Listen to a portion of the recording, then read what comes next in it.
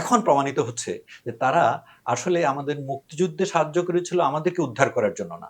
ওদের প্রধান শত্রু পাকিস্তানকে বিভক্ত করার জন্য, দুর্বল করার জন্য, ওদের অঙ্গচ্ছেদ করার জন্য। তারপর এই দেশে অনুগত সরকার প্রতিষ্ঠা করতে হবে। কিন্তু তাদের সমস্ত পরিকল্পনাকে নস্যাৎ করে দিয়ে আমাদের ছাত্র জনতা ৫ই অগাস্টে যেটা করেছে, তাতে তারা স্তম্ভিত হয়ে গেছে। তবে খেয়াল রাখতে হবে, শত্রু কখনো ছেড়ে দেয় না। বিএসএফ অনেক বড় বাহিনী, কিন্তু ওটা অনেকটা প্যারামিলিটারি ফোর্স, অনেকটা পুলিশের মতো একটা বাহিনী। আর আমাদেরটা হচ্ছে একটা paramilitary force commanded by the officers from regular force of the army. ভারত একটা হেজোমনিস্টিক পাওয়ার। বাংলায় একটা কথা আছে না, দাদাগিরি। তো ভারতের একটা দাদাগিরির আমরা পেয়েছি গত ৫৪ বছর ধরে। ভারত আমাদেরকে মুক্তিযুদ্ধের সময় সহায়তা করেছিল সার্বিকভাবে পাকিস্তানের বিরুদ্ধে। এখন দেখা যাচ্ছে এটা ভারতও বলে, ভারতের নীতি নির্ধারকরা তখনও বলেছে, এখনো বলছে, এবং এখন প্রমাণিত হচ্ছে যে তারা আসলে আমাদের মুক্তিযুদ্ধে সাহায্য করেছিল আমাদেরকে উদ্ধার করার জন্য না। ওদের প্রধান শত্রু পাকিস্তানকে বিভক্ত করার জন্য, দুর্বল করার জন্য, ওদের অঙ্গচ্ছেদ করার জন্য। এখন এই যে কাজগুলো হয়েছে, এটা একদিনে নয়। এই বাংলাদেশের ৫৪ বছরের ইতিহাসেই শুধু এটা হয়েছে তা নয়। এটার নীল নকশা আঁকা হয়েছে অনেক আগে থেকে, যে পাকিস্তানকে ভাঙতে হবে। তারপর এই দেশে দলদাস এবং এবং বাধ্য সরকার, অনুগত সরকার প্রতিষ্ঠা করতে হবে, যাতে করে নিজেদের স্বার্থ হাসিল করা যায়।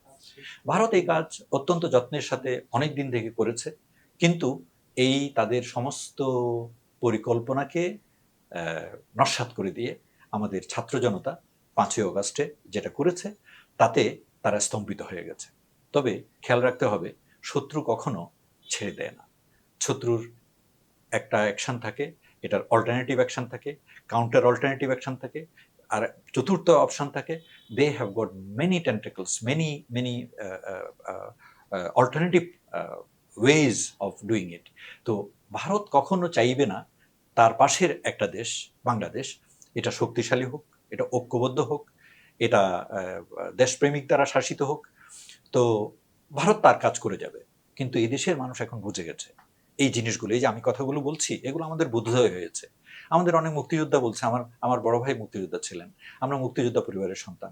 এখন অনেক মুক্তিযোদ্ধা বলছে যে আমরা তো এটা আগে বুঝিনি যে ভারত আমাদেরকে দাসানুদাস বানানোর জন্য সহায়তা করেছিল।